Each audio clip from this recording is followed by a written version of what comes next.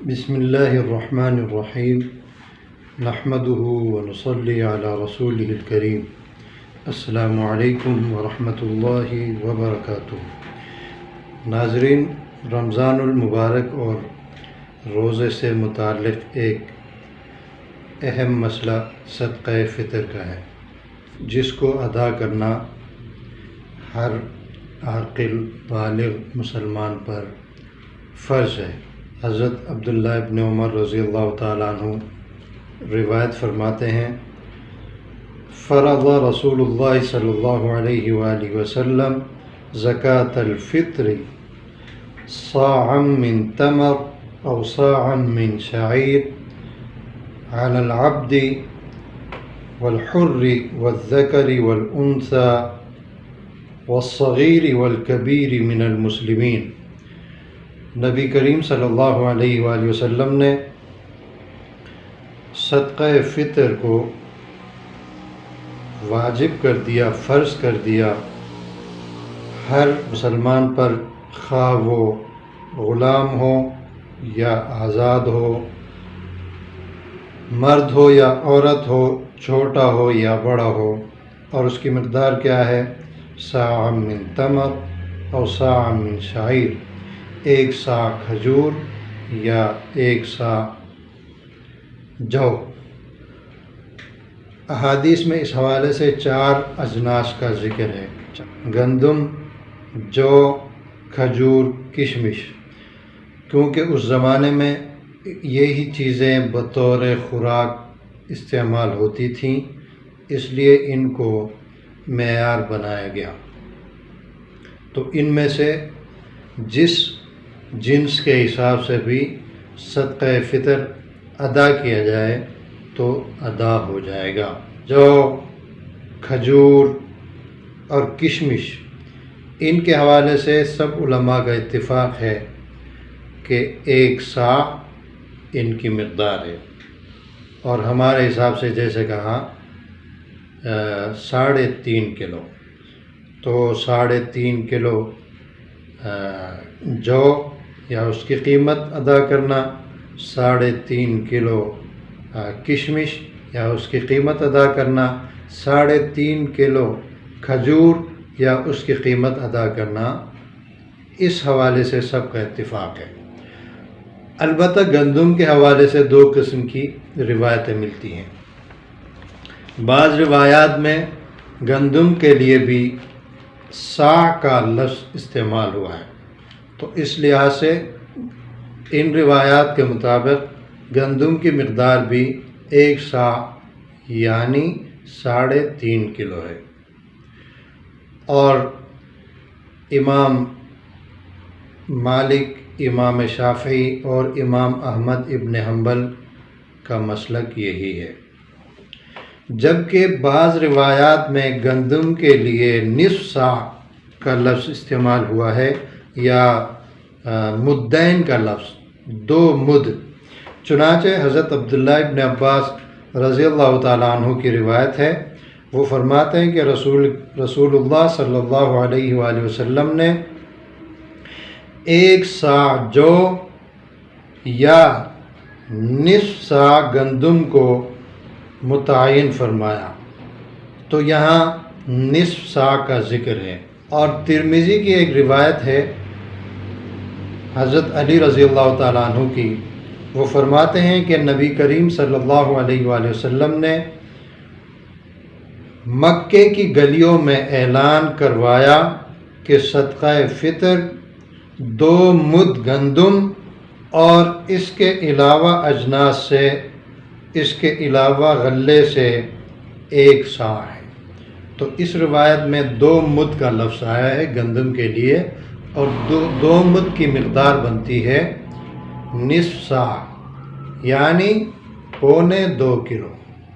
اب ان روایات پر عمل کرتے ہوئے احناف نے، یعنی حضرت امام ابو حنیفہ اور ان کے فقہی پیروکاروں نے گندم کی مقدار نصف صاع مقرر کی، یعنی 2.25 کلو۔ اس سال احناف کے نزدیک اگر گندم کے حساب سے صدقہ فطر ادا کیا جائے تو یہاں کراچی کے علماء نے فتویٰ دیا ہے 140 روپے، جبکہ دیگر اجناس کے لحاظ سے، جو کے لحاظ سے 1 سا یعنی 3.5 کلو جو کی قیمت 290 روپے بنتی ہے۔ کھجور کے حساب سے اگر کوئی ادا کرنا چاہے تو 3.5 کلو کھجور کی قیمت تقریباً 800 روپے بنتے ہیں، اور کشمش کے حساب سے اگر کوئی ادا کرنا چاہے تو 3.5 کلو کشمش کی قیمت 2450 روپے بنتے ہیں۔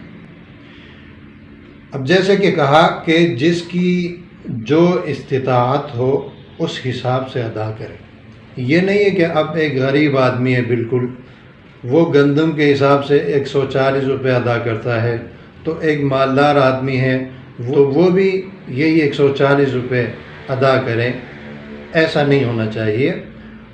ان معاملات میں، مالی معاملات میں، مالی واجبات میں احناف کا ایک اصول ہے کہ اس حساب سے یہ واجبات ادا کیے جائیں، اس معیار سے یہ واجبات ادا کیے جائیں جس میں فقراء کا فائدہ ہو۔ فقراء کا فائدہ اگر دیکھا جائے تو زیادہ صدقہ فطر ادا کرنے میں ہے۔ کشمش کے حساب سے سب سے زیادہ فائدہ ہے ان کا، کھجور کے حساب سے اس سے کم ہے، اور جو کے حساب سے اس سے کچھ کم ہے۔ سب سے کم فائدہ فقراء کے لیے گندم کے معیار میں ہے، گندم کی مقدار میں ہے۔ اس لیے جو لوگ استطاعت رکھتے ہوں وہ دوسری مقادیر کے حساب سے صدقہ فطر ادا کریں۔ احناف کے ہاں بھی جب اصول یہ ہے کہ انفع للفقراء کو دیکھا جائے، یعنی اس معیار کو جس میں فقراء کا، مستحقین کا فائدہ ہے، تو اس لحاظ سے گندم کی مقدار بھی اگر 1 سا مقرر کی جائے، جس طرح کے بہت ساری روایت میں ہے، صحیح احادیث میں گندم کے لیے بھی 1 سا کا لفظ آیا ہے، جیسے کہ ہم نے ذکر کیا۔ فقراء کا فائدہ احناف کے ہاں 1 سا گندم ادا کرنے میں ہے۔ اس لیے اگر حنفی مسلک کے مطابق بھی گندم کی، حنفی مسلک کے مطابق بھی اگر 1 سا گندم ادا کی جائے بطور صدقہ فطر تو اس میں فقراء کا، مستحقین کا فائدہ ہے۔ تمام فقہا کے نزدیک 1 سا گندم ادا کرنے سے صدقہ فطر ادا ہو جاتا ہے، تو اس لیے اس پہلو پہ عمل کرنا زیادہ بہتر ہے بنسبت اس کے کہ نصف سا گندم ادا کیا جائے، کیونکہ نصف سا ادا کرنے کی صورت میں فقہ حنفی کے مطابق تو صدقہ فطر ادا ہو جائے گا، لیکن دوسرے ائمہ کے نزدیک اس صورت میں صدقہ فطر ادا نہیں ہوگا۔ اس لیے احتیاط کا پہلو بھی اس میں ہے کہ 1 سا کے حساب سے مقدار مقرر کی جائے، اور فقراء کا فائدہ بھی اسی میں ہے کہ گندم میں بھی 1 سا کو مقدار مقرر کیا جائے اور 140 کے بجائے 280 روپے ادا کیے جائیں۔ صدقہ فطر کس پر واجب ہے تو اس حوالے سے بھی علماء کے 2 قول ہیں۔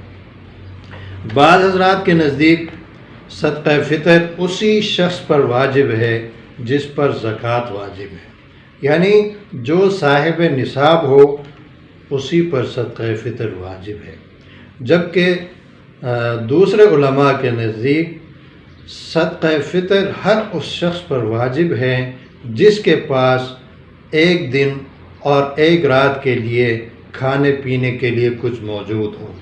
اس لیے یہاں بھی احتیاط یہی ہے کہ اگر کوئی شخص صاحب نصاب نہیں بھی ہے تو وہ کوشش کر کے صدقہ فطر ادا کرے، کیونکہ ادا کرنے میں تو کوئی حرج نہیں ہے، ادا نہ کرنے میں نقصان ہے، گناہ کا بھی اندیشہ ہے، اور ثواب سے محرومی تو ہے ہی۔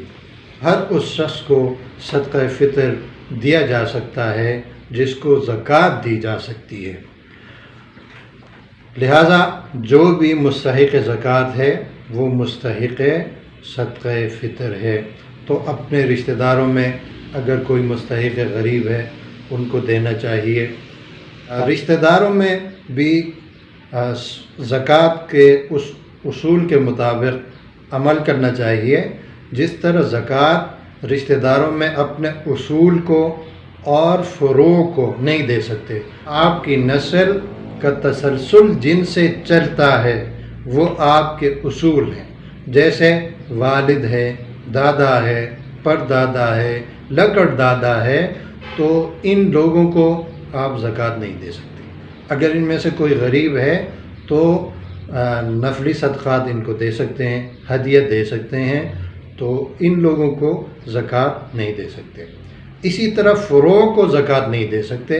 فروع وہ لوگ ہیں جن کی نسل آپ کے توسط سے آگے بڑھ رہی ہے، مثلا بیٹا، پوتا، بیٹی، نواسی،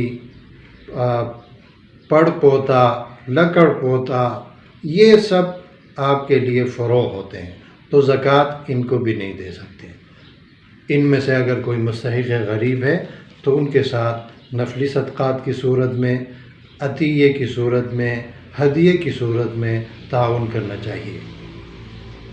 اسی طرح اگر آپ کے مسجد کے مؤذن ہیں، خادم ہیں، امام ہیں، اگر وہ مستحق ہیں تو ان کو بھی صدقہ فطر دے سکتے ہیں۔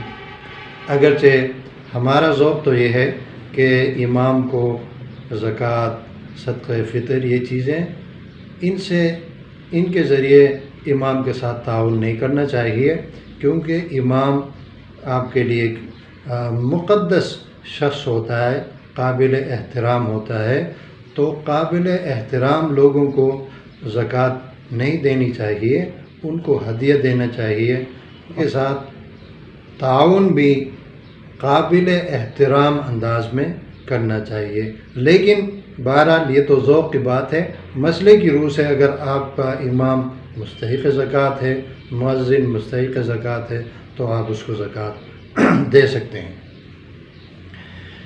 اب یہ صدقہ فطر کس کس کی طرف سے ادا کرنا چاہیے؟ تو صدقہ فطر اپنی طرف سے، اپنی نابالغ اولاد کی طرف سے ادا کرنا چاہیے۔ باقی جو اولاد بالغ ہیں ان کی طرف سے صدقہ فطر ادا کرنا کسی پر واجب تو نہیں، لیکن اگر نابالغ اولاد جو ہے بے وسائل ہیں تو اگر کوئی والد ان کی طرف سے ادا کرے، ان کو بتا کر، ان کے علم میں لا کر، تو صدقہ فطر ادا ہو جائے گا۔ اسی طرح بیوی، تو بیوی کے پاس اتنے پیسے تو ہوتے ہیں کہ وہ خود اپنا صدقہ فطر ادا کر سکے، تو اس لیے بیوی اگر خود ادا کرے تو اچھی بات ہے، لیکن اگر کوئی شوہر اس کی طرف سے ادا کر دے تو بھی ادا ہو جائے گا۔ اب صدقہ فطر کب ادا کرنا چاہیے؟ تو صدقہ فطر ویسے احادیث میں تو عید کے بعد ادا کرنے کا ذکر ہے، لیکن اگر کوئی شخص عید سے پہلے بھی ادا کرے، اس کی نیت یہ ہو کہ عید سے پہلے ادا کروں گا، تو کوئی غریب شخص ہے تو وہ عید کے لیے کچھ خریدے گا، تو ایسی صورت میں عید سے پہلے ادا کرنا بہتر ہے۔ صدقہ فطر اس شخص پر بھی واجب ہے جس نے روزہ نہ رکھا ہو۔ اللہ معاف کرے، ایک مسلمان ہونے کے باوجود روزہ نہ رکھنا بدترین محرومی ہے اور بہت بڑے گناہ کی بات ہے، اللہ ہم سب کو بچائے۔ لیکن اگر کسی نے روزہ نہیں رکھا، بالفرض نہیں رکھا، تو اس سے صدقہ فطر ساقط نہیں ہوتا۔ روزہ نہ رکھنے کی صورت میں بھی صدقہ فطر ادا کرنا واجب ہے۔ زندگی باقی، ملاقات باقی۔ السلام علیکم ورحمۃ اللہ وبرکاتہ۔